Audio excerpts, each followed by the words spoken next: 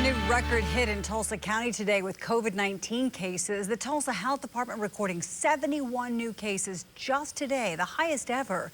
This spike is worrying many people over the upcoming Tulsa campaign rally for President Donald Trump. Despite an online petition pushing for the event to be canceled, 2 Works for You's Sierra Pizarro found out event plans have not changed. And in fact, the president's campaign manager is even looking at a second event here in Tulsa.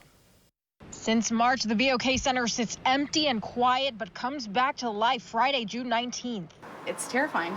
The BOK is President Donald Trump's venue for his first post-pandemic campaign rally. According to his campaign manager, the event already has 300,000 signups. When you put that many people inside a facility for an event like this, it's a risk. The concern goes up with Friday's record-breaker COVID case count. The Tulsa Health Department counted 71 new confirmed cases. Our contact tracers have identified 2 outbreaks associated with large indoor gatherings. We think that it's important for everyone to remember that if you are choosing to attend such a gathering, or if you are choosing to host such a gathering, to take steps to keep everyone safe.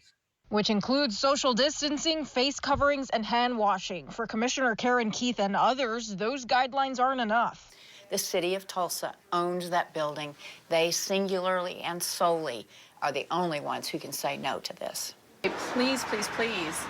You have the power, Mayor Bynum. You have the power to keep us safe. Liza Villarreal and over 49,000 others signed this petition calling for Tulsa Mayor G.T. Bynum to ban the rally. And if we continue to see that spike, it would make sense that we call in and cancel it. It makes no sense for the health of this community.